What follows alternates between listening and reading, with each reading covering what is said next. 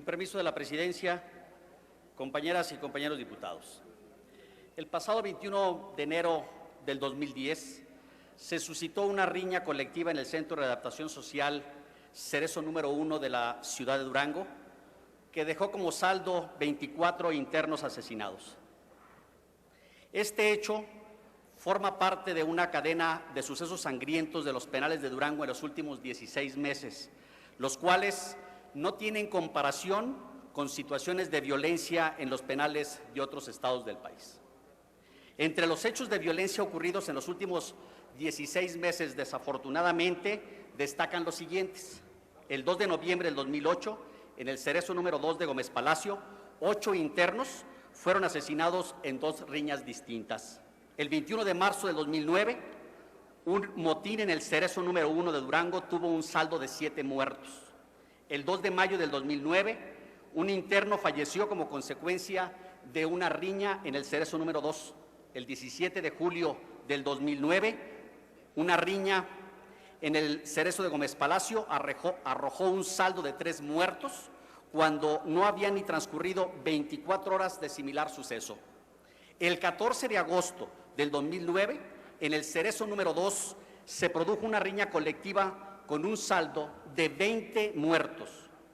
En cateo posterior al enfrentamiento se localizaron dentro del penal pistolas calibre 25, 32 y 38, además de decenas de armas punzocortantes. El 16 de octubre del 2009, un custodio del Cerezo de Gómez Palacio fue asesinado tras terminar su jornada de trabajo en el penal. El 21 de enero del 2010, en el Cerezo de Durango, integrantes de 2 grupos rivales se enfrentaron con un saldo de 24 muertos. Por lo menos una de las víctimas fue ultimada a balazos. Hasta entonces, y en los últimos 16 meses, 63 internos han sido asesinados en penales de Durango. Cabe observar que la mayoría de los hechos de violencia no son casos individuales o inconexos, sino acciones colectivas de facciones que responden a grupos criminales que operan extramuros.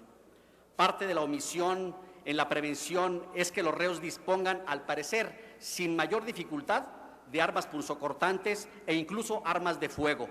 Esto habla, por un lado, de la grave corrupción que permite la introducción y el tráfico de armas al interior de los penales, y por otro, de la falta de operativos de revisión para la localización y el decomiso de tales armas.